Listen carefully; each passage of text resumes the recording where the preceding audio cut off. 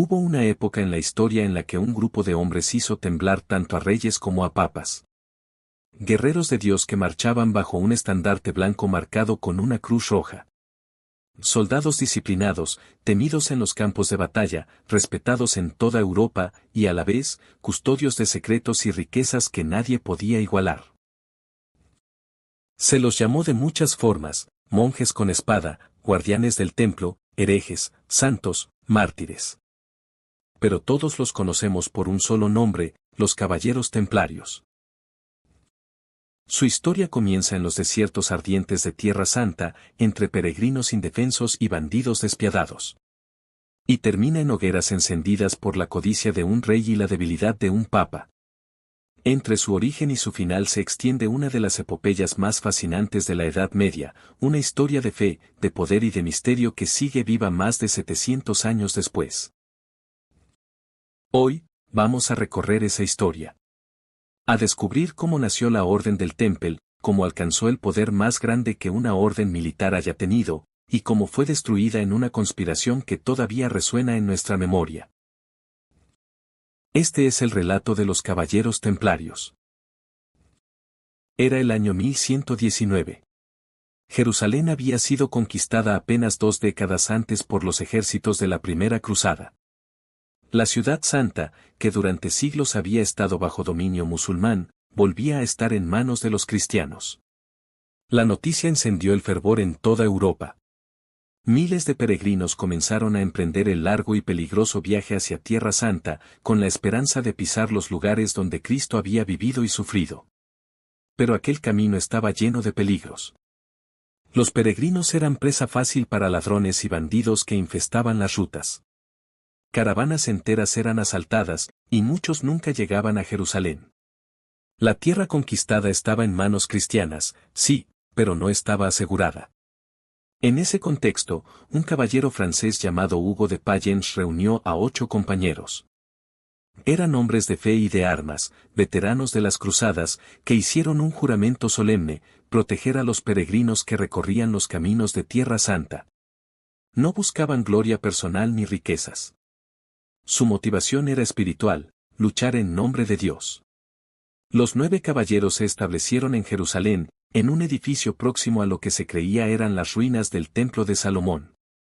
Y de ese lugar provendría el nombre con el que pasarían a la historia: pobres caballeros de Cristo y del Templo de Salomón. Pronto, el mundo los conocería simplemente como los Templarios. Al principio, eran pocos y vivían en condiciones humildes. Vestían ropas sencillas, dependían de donaciones y apenas tenían caballos para montar. Pero lo que les faltaba en número lo compensaban con disciplina y fervor. La figura del rey Balduino II de Jerusalén les dio un apoyo clave: les concedió residencia en el mismo recinto del antiguo templo. Este gesto convirtió a los templarios en algo más que un grupo de caballeros piadosos. Les otorgó un estatus simbólico: vivir y servir en el lugar más sagrado de la tradición bíblica. El prestigio de los templarios creció rápidamente.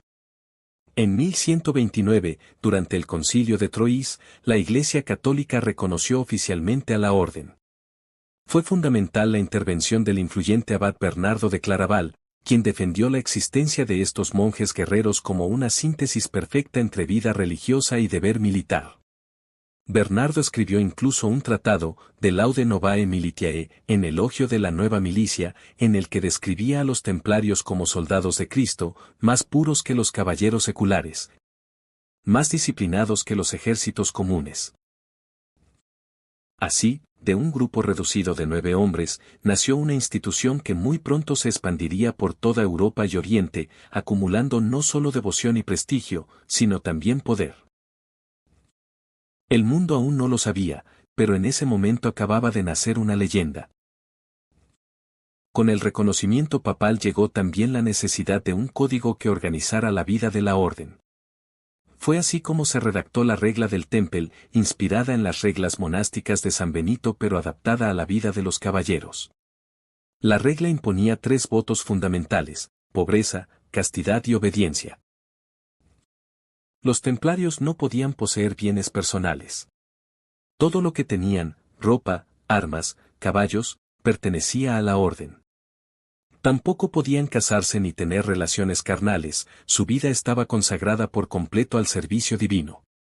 Y debían obedecer sin cuestionar a sus superiores, incluso en las situaciones más difíciles del combate. La disciplina era extrema. La regla dictaba que podían comer, cómo debían rezar, cómo debían vestirse y hasta cómo debían dormir. Sus comidas eran frugales, pan, vino, legumbres y ocasionalmente carne. El lujo y los excesos estaban prohibidos. El distintivo más visible de la orden era su vestimenta, un manto blanco, símbolo de pureza, marcado con una cruz roja en el pecho.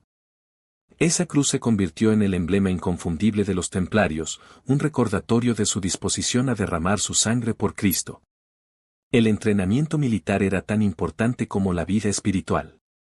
Rezaban varias veces al día, asistían a misa, se confesaban, pero también entrenaban sin descanso, practicando con espadas, lanzas y caballos. Eran monjes, sí, pero monjes que nunca se separaban de sus armas. Un detalle interesante es que cada templario tenía derecho a 3 caballos, lo cual les daba gran movilidad en batalla. A diferencia de otros caballeros, que luchaban de manera individual y orgullosa, los templarios combatían como un cuerpo único, siguiendo órdenes con disciplina inquebrantable. La regla no solo organizó su vida interna, sino que también creó una identidad única. Los templarios ya no eran simples cruzados. Eran una orden distinta, con su propio código, su propio estilo y una lealtad exclusiva al Papa. Esa combinación de fe y disciplina los convirtió en una fuerza irresistible.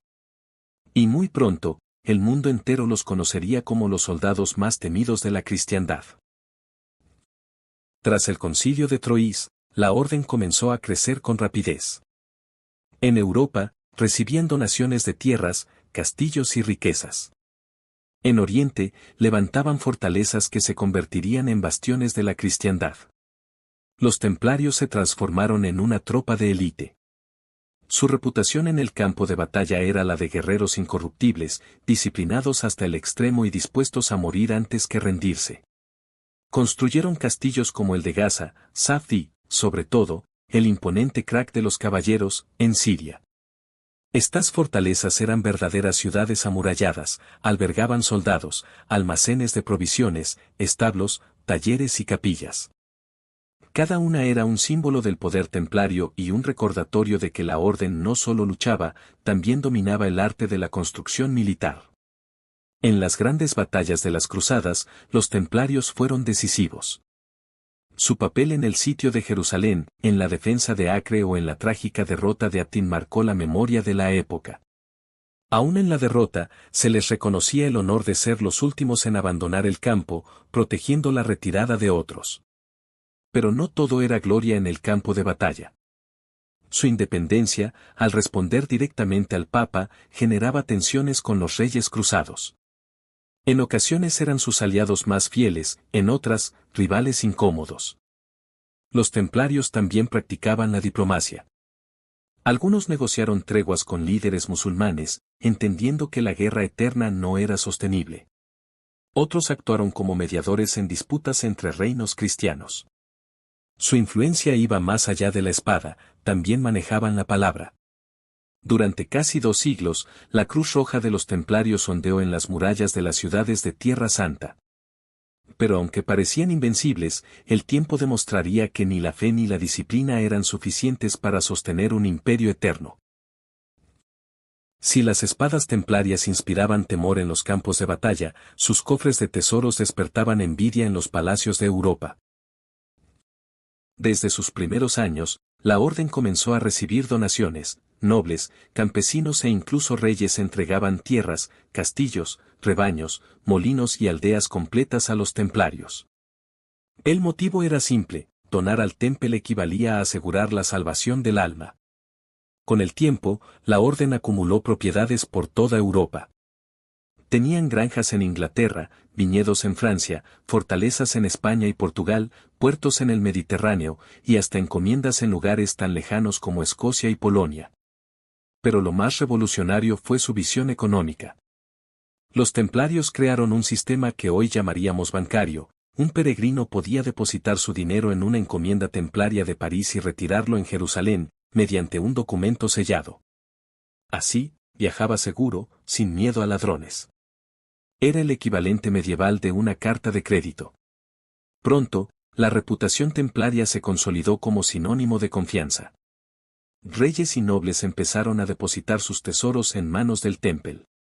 También pedían préstamos, algunos modestos, otros gigantescos, capaces de financiar guerras completas. Incluso la corona de Francia estuvo bajo custodia templaria durante un tiempo.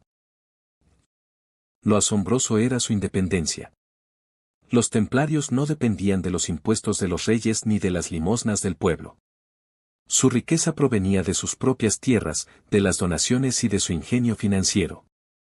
Esto los convirtió en algo sin precedentes, un poder económico internacional en plena Edad Media. Pero esta prosperidad también sembró enemistades. Para muchos, los templarios ya no eran monjes piadosos, sino banqueros arrogantes. Su voto de pobreza contrastaba con sus tesoros, y su voto de obediencia al Papa los enfrentaba a los reyes. La Cruz Roja que antes inspiraba devoción comenzó a despertar sospechas. Y esa sospecha, alimentada por la codicia, sería el inicio de su ruina. Más allá de las batallas y las riquezas, lo que verdaderamente inmortalizó a los templarios fueron los misterios que los rodeaban. Desde que se establecieron en Jerusalén, en el recinto del antiguo templo de Salomón, las leyendas comenzaron a crecer. Se decía que excavaron bajo los cimientos y encontraron tesoros ocultos, reliquias bíblicas y secretos perdidos. El más famoso de todos los mitos fue el del Santo Grial. Según la tradición, la copa de la Última Cena, que habría recogido la sangre de Cristo en el Gólgota, pasó a manos templarias. Nadie sabe dónde la escondieron. Algunos creen que fue llevada a castillos en Francia, otros a Escocia, y algunos a lugares aún más secretos. Pero no era el único objeto atribuido al Temple. Se decía que poseían la lanza de Longinos, con la que un soldado romano atravesó a Cristo en la cruz. Otros aseguraban que habían encontrado el Arca de la Alianza, el cofre sagrado que contenía las tablas de Moisés. A estos rumores se sumaban sospechas más inquietantes. Durante sus juicios, los templarios fueron acusados de adorar a un ídolo misterioso llamado Baphomet. Algunos lo describían como una cabeza barbuda, otros como una figura demoníaca. ¿Era real o una invención para condenarlos? Nadie lo sabe con certeza. También se los relacionaba con el conocimiento secreto, geometría sagrada, alquimia, sabiduría antigua heredada de Egipto o de civilizaciones perdidas. Sus fortalezas parecían construidas con un simbolismo oculto, sus rituales eran herméticos y su disciplina los convertía en un misterio para el pueblo común. La verdad es que cuanto más callaban los templarios sobre sus prácticas internas, más crecían las leyendas. Y tras su destrucción, esas historias se multiplicaron aún más.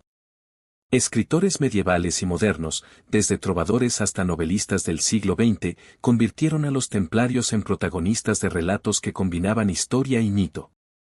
El Santo Grial, el Arca Perdida, sociedades secretas, masones, alquimistas, todos encontraron en los templarios un origen mítico. Y esa es quizás su mayor victoria, aunque fueron destruidos, los templarios nunca desaparecieron de la memoria colectiva. Siguen vivos en los mitos, en las novelas, en las películas y en cada teoría que intenta descifrar lo que ocultaron. Pero mientras las leyendas crecían, la realidad era cada vez más dura. La pérdida de Jerusalén en 1187 ya había sido un golpe fatal. Pero la caída de San Juan de Acre en 1291, último bastión cruzado en Tierra Santa, significó el fin de la misión original del Temple. Los templarios huyeron a Chipre, donde instalaron su sede. A partir de entonces, la orden conservaba su poder económico y sus fortalezas en Europa, pero ya no tenía una causa que justificara su existencia. No había cruzadas que librar, no había Tierra Santa que defender. Y fue entonces cuando comenzaron las sospechas. Si ya no cumplían su misión original, ¿por qué seguir permitiendo que acumularan tanta riqueza? El rey Felipe IV de Francia, apodado el Hermoso, veía a los templarios como una amenaza. Su reino estaba endeudado con ellos. Los templarios habían financiado sus guerras y custodiaban tesoros de la corona. Para Felipe, eliminarlos no solo significaba librarse de las deudas, sino también apoderarse de sus bienes. El Papa Clemente V, instalado en Aviñón y bajo la influencia francesa, no fue el defensor que los templarios necesitaban. Aunque la orden dependía directamente de Roma, el Papa cedió a las presiones del rey. Los rumores de herejía se intensificaron. Los mismos mitos que alguna vez habían engrandecido al Temple comenzaron a ser usados en su contra. Los templarios pasaron de ser santos a sospechosos, de guardianes de reliquias a supuestos adoradores de ídolos. Así, la conspiración estaba lista. El ocaso de los templarios no vendría de la espada de Saladino ni de los ejércitos musulmanes. Vendría de la traición de un rey cristiano. El día señalado para la ruina definitiva de los templarios fue el viernes 13 de octubre de 1307. Ese amanecer, las calles de París estaban cubiertas por la bruma del otoño. Mientras la ciudad despertaba, soldados del rey Felipe IV de Francia se desplegaban por todo el reino. No era un ataque contra un enemigo extranjero. Era una redada contra los hombres que hasta entonces habían sido considerados defensores de la fe. En cuestión de horas, decenas de encomiendas templarias fueron asaltadas. Cientos de caballeros fueron arrestados simultáneamente. Hombres que habían jurado obediencia, castidad y pobreza, soldados que habían luchado en Tierra Santa, guardianes de tesoros y reliquias, todos fueron apresados como criminales comunes. Las acusaciones eran terribles: herejía, blasfemia, sodomía, idolatría. Se decía que los templarios escupían sobre la cruz, que adoraban a un ídolo extraño llamado Baphomet, que negaban a Cristo y se entregaban a actos prohibidos. Pero detrás de estas acusaciones no había pruebas, sino conveniencia política. Felipe IV estaba endeudado con la orden, y disolverla era la forma perfecta de apropiarse de sus riquezas y librarse de sus obligaciones. Los templarios fueron sometidos a torturas inhumanas. El potro, la rueda, el fuego y el hierro candente se convirtieron en las herramientas que arrancaron confesiones falsas. Algunos admitieron cualquier cosa con tal de escapar del dolor. Otros, aún bajo tormento, se negaron a renunciar a su fe. El proceso se extendió durante años. En 1312, bajo la presión del rey francés, el Papa Clemente V decretó la disolución oficial de la Orden del Temple durante el Concilio de Vienne. El destino del gran maestre Jacques de Molay y de otros líderes fue aún más trágico. Tras años de prisión, fueron condenados a morir en la hoguera. En marzo de 1314, en una pequeña isla del Sena, frente a la Catedral de Notre Dame, Jacques de Molay fue quemado vivo. Las crónicas aseguran que, mientras las llamas lo envolvían, declaró la inocencia de la orden y lanzó una maldición contra el rey Felipe y el Papa Clemente, citándolos a comparecer ante Dios en el plazo de un año. Increíblemente, ambos murieron poco después. Así terminó, oficialmente, la historia de los templarios. No en los desiertos de Palestina ni en las murallas de Jerusalén, sino en un tribunal manipulado y en una hoguera encendida por la codicia. Y desde entonces, el viernes 13 quedó marcado en la memoria colectiva como un día de tragedia y mala fortuna. Con la disolución de la orden, muchos se preguntaron qué había ocurrido con sus riquezas. ¿Realmente pasaron a manos de Felipe IV, o fueron escondidas en fortalezas secretas, en criptas subterráneas, en lugares olvidados de Europa y Oriente? El misterio de los tesoros templarios sigue vivo. Algunos creen que grandes cargamentos de oro fueron transportados en secreto desde París antes de la redada de 1307. Otros sostienen que sus riquezas fueron dispersadas entre encomiendas lejanas y que jamás fueron encontradas. Pero más allá de los tesoros materiales, su legado fue inmenso. En lo militar, los templarios crearon una forma de disciplina y organización que influyó en otras órdenes, como los hospitalarios y los teutónicos. Su modo de combatir, en formación cerrada y obedeciendo hasta el último aliento, dejó huella en la caballería europea. En lo arquitectónico, sus fortalezas aún se alzan como testigos de su grandeza. Castillos como el de Tomar en Portugal, el crack de los caballeros en Siria, o las encomiendas en España y Francia, muestran su dominio en el arte de la defensa. Muchas de sus construcciones parecían adelantadas a su tiempo. En lo económico, los templarios dejaron las bases de lo que hoy entendemos como banca internacional. Sus sistemas de depósitos, préstamos y letras de cambio fueron la semilla de las instituciones financieras modernas. Y en lo cultural, se transformaron en mito. Desde la Edad Media hasta la actualidad, los templarios han sido vistos como guardianes del Grial, custodios de reliquias, precursores de sociedades secretas, héroes caídos o mártires de la fe. La masonería, por ejemplo, encontró en ellos una inspiración simbólica. Literatura, cine, videojuegos y series continúan dándoles vida. En la mente popular, los templarios no murieron en 1314, siguen vivos, cabalgando en la frontera entre la historia y la leyenda. Ese es, quizá, su mayor legado, haberse convertido en un mito inmortal. Los templarios fueron un espejo de su tiempo. Un tiempo donde la fe movía ejércitos, donde las cruzadas eran vistas como empresas divinas, donde el sacrificio y la ambición convivían en la misma alma. Fueron monjes y fueron soldados. Pobres por voto, pero ricos en tierras y tesoros. Venerados por unos, odiados por otros. Santos y pecadores al mismo tiempo. Su final no fue una derrota militar, sino una conspiración política. Un recordatorio de que incluso las instituciones más fuertes pueden ser destruidas por la codicia y la traición. Pero si algo ha quedado claro, es que la llama templaria nunca se apagó. Su cruz roja sigue viva en nuestras historias, en nuestros libros, en nuestras películas, en nuestros sueños. Ellos fueron los guardianes del Temple, los caballeros de la fe, los hombres que se atrevieron a unir la oración con la espada.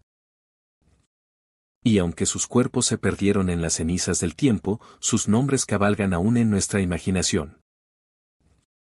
Los caballeros templarios no murieron del todo. Siguen aquí. En la historia, en la leyenda y en el misterio eterno que los rodea. Pocas órdenes religiosas han despertado tanto interés, fascinación y controversia como los caballeros templarios. A más de 700 años de su desaparición formal, su nombre aún resuena en libros, películas, videojuegos y teorías de conspiración. El Temple se ha transformado en un mito universal, una especie de puente entre la historia documentada y la leyenda inagotable. La pregunta fundamental sigue siendo, ¿quiénes eran realmente los templarios?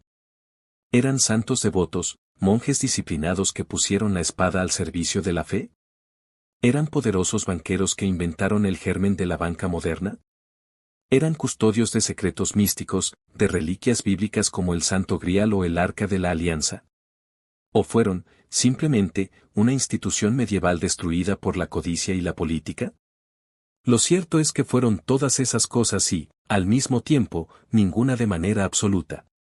La identidad templaria es una paradoja, soldados que vivían como monjes, pobres que controlaban fortunas, héroes de la cristiandad que acabaron acusados de herejía. En este análisis vamos a desentrañar esa paradoja. A través de su origen, su misión, su disciplina, su papel en las cruzadas, sus riquezas, las leyendas que los envolvieron, su trágica caída y su legado. Trataremos de dar una definición completa de quiénes fueron los templarios. Y quizás descubramos que su fuerza no radicó solo en sus armas ni en su oro, sino en el misterio que aún hoy los mantiene vivos en la imaginación colectiva. El nacimiento del Temple se enmarca en un contexto muy particular, las cruzadas. La primera cruzada, 1096-1099, había terminado con la conquista de Jerusalén por parte de los cristianos. La noticia recorrió toda Europa, inspirando entusiasmo religioso y motivando a miles de peregrinos a viajar a Tierra Santa para visitar los lugares sagrados. Pero los caminos hacia Jerusalén eran peligrosos. Bandas de ladrones, mercenarios y remanentes de ejércitos musulmanes hostigaban constantemente a los viajeros.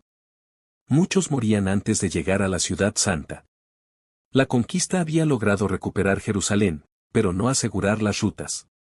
Fue en este escenario que, en 1119, un caballero francés llamado Hugo de Payens, junto a otros 8 hombres, fundó una pequeña hermandad con un propósito específico, proteger a los peregrinos en Tierra Santa. No buscaban la gloria personal ni la conquista, sino el servicio a los indefensos. Se instalaron en un edificio ubicado en la explanada donde se levantaba el antiguo templo de Salomón. De allí provendría su nombre oficial, pobres caballeros de Cristo y del Templo de Salomón. Al inicio, eran pocos y vivían en condiciones de extrema humildad. Vestían de manera sencilla, dependían de donaciones y, según algunas crónicas, a veces dos caballeros compartían un mismo caballo. Este detalle dio origen a uno de los símbolos de la orden, una imagen de dos caballeros montando juntos, emblema de pobreza y fraternidad. La suerte del pequeño grupo cambió gracias al apoyo del rey Balduino II de Jerusalén, que les concedió residencia oficial en el recinto del templo. Pero el verdadero salto se produjo con el respaldo de la Iglesia. En 1129, durante el Concilio de Troyes, la orden fue reconocida formalmente por la Iglesia. El influyente abad Bernardo de Claraval, líder espiritual de la cristiandad en aquel tiempo, defendió apasionadamente la existencia de estos monjes guerreros, describiéndolos como la unión perfecta entre la vida monástica y la caballería. Con el sello papal y la bendición de Bernardo, los templarios pasaron de ser 9 caballeros pobres a una institución en expansión. Muy pronto recibirían donaciones de nobles y reyes en toda Europa. Y en pocos años, la pequeña hermandad se convertiría en un poder internacional. La paradoja fundamental de los templarios es que fueron, al mismo tiempo, monjes y soldados.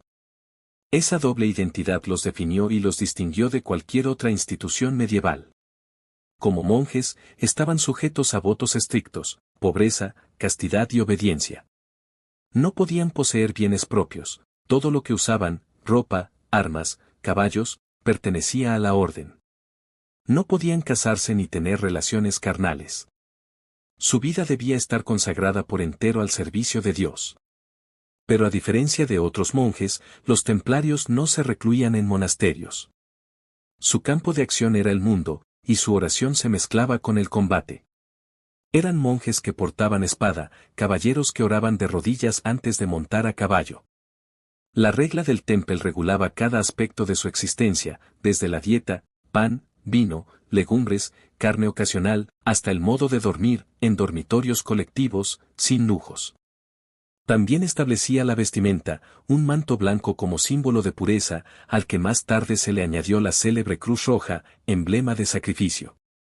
El contraste entre la austeridad de su vida interna y la ferocidad de su actuación externa era absoluto. Dentro de la orden, los templarios vivían como monjes, en el campo de batalla, eran temidos como una tropa de élite. Su obediencia era total. La regla establecía que ningún templario podía abandonar la batalla mientras su estandarte siguiera en pie.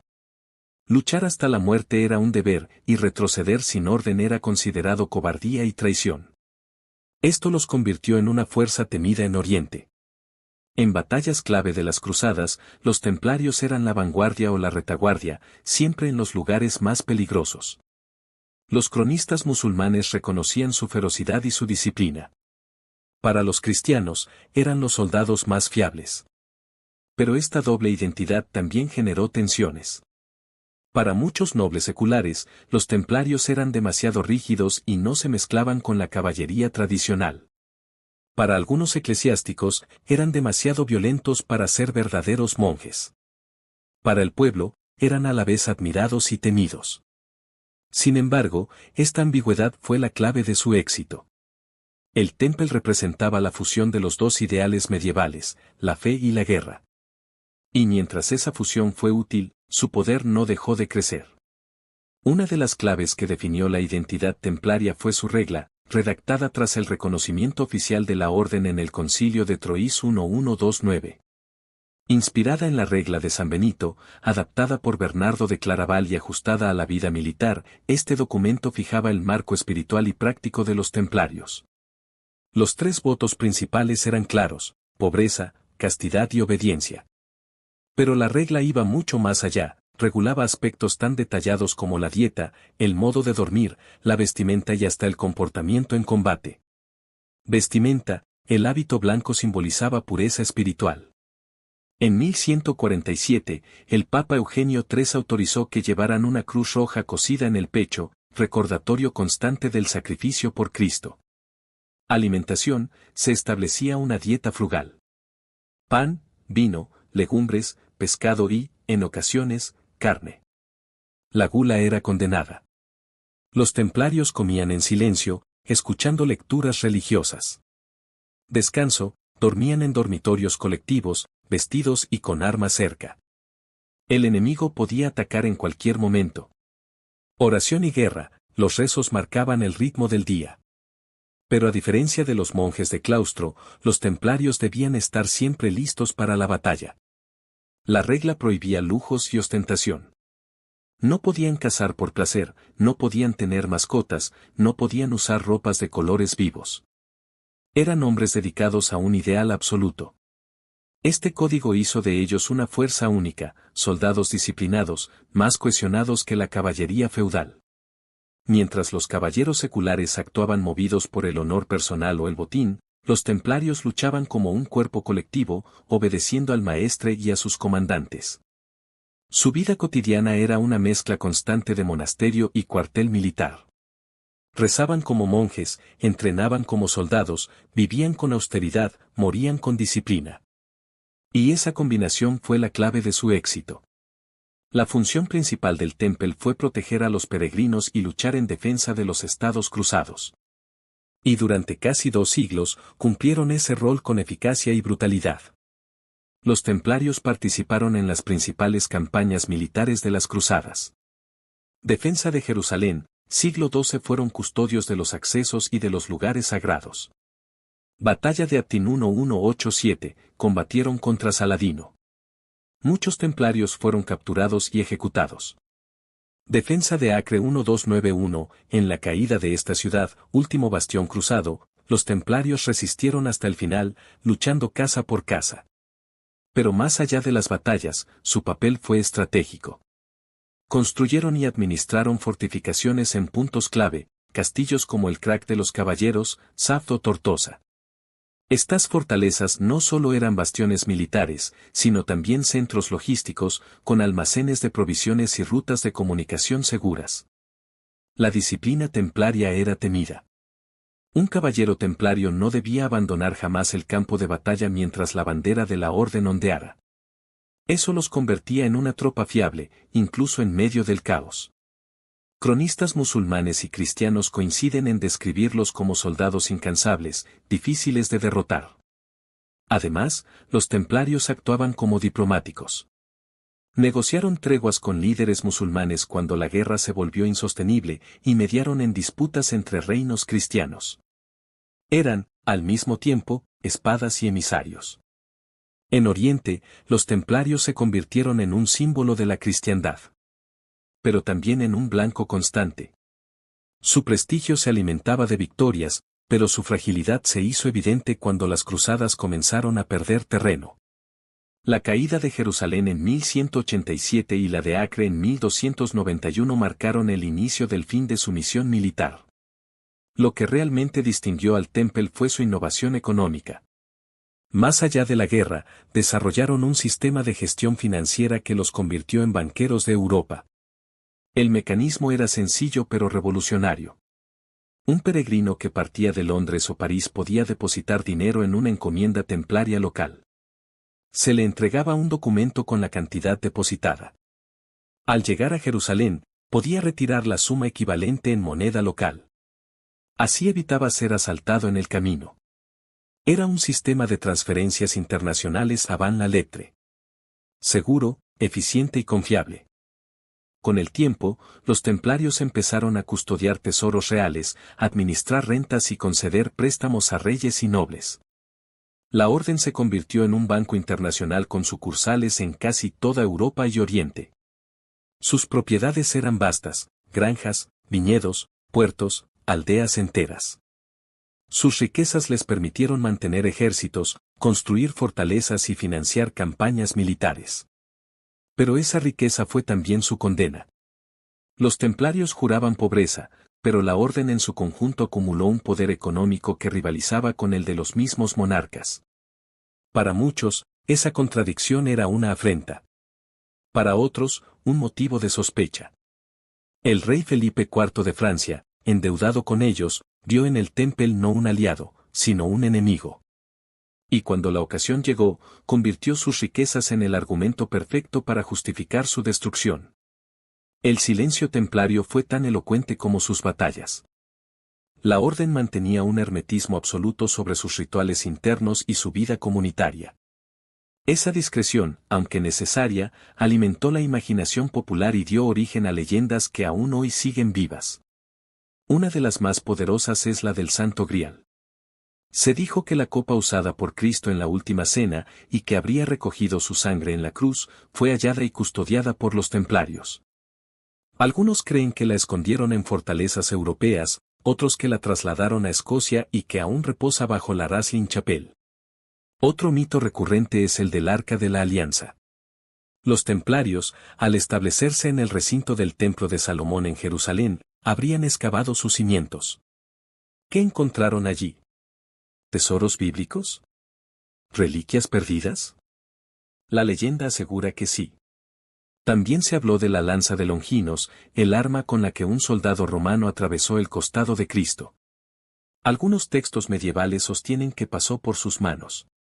Durante los juicios que los condenaron, surgió una acusación perturbadora, que los templarios adoraban a un ídolo llamado Baphomet.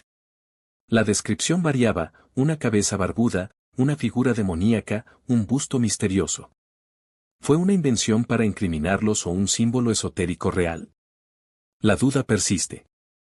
A esta sospecha se sumaba la creencia de que poseían conocimientos ocultos, secretos de geometría sagrada, de alquimia, de astronomía. Sus castillos parecían construidos siguiendo patrones simbólicos. Su disciplina, inexplicable para la época, los hacía ver como iniciados en saberes que otros desconocían. Así, lo que en parte fueron calumnias y rumores se convirtió en el corazón de un mito. Los templarios no eran solo soldados y banqueros. Eran, en la mente popular, guardianes de secretos demasiado grandes para ser revelados. Mientras las leyendas crecían, la realidad política y militar se volvía cada vez más dura para la orden. La caída de San Juan de Acre en 1291, último bastión cristiano en Tierra Santa, fue un punto de no retorno. Los templarios, derrotados y expulsados, trasladaron su sede a Chipre. Pero sin Jerusalén ni cruzadas activas, su misión original había perdido sentido. Lo que quedaba era su riqueza, su red de propiedades y su poder económico. Y eso los convirtió en un objetivo.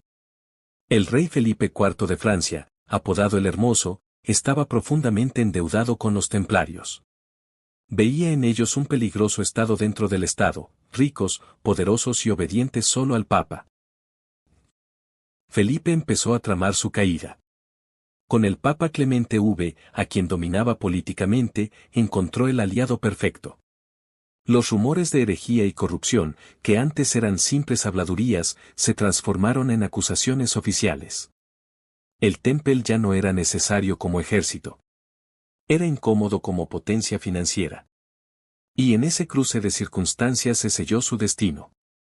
El viernes 13 de octubre de 1307 se puso en marcha la operación. En todo el reino de Francia, de manera coordinada, se arrestó a cientos de templarios. El golpe fue tan rápido que la orden no pudo reaccionar. Los cargos eran escandalosos: herejía, sodomía, adoración a ídolos, blasfemias contra la cruz. Bajo tortura, muchos confesaron crímenes imaginarios. Otros murieron sin rendirse. Durante años, los templarios fueron interrogados y humillados. El Papa Clemente V, presionado por Felipe, decretó en 1312 la disolución de la orden. El destino del gran maestre Jacques de Molay fue el más emblemático. Tras 7 años de prisión, fue conducido en 1314 a la hoguera, junto con Geoffrey de Charnay. Ante la multitud en París, proclamó la inocencia de la orden y pidió justicia divina.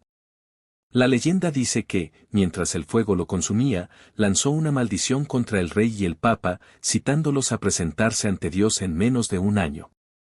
Ambos murieron efectivamente poco después. La hoguera de Jacques de Molay no solo puso fin al Temple. Encendió la chispa de un mito eterno.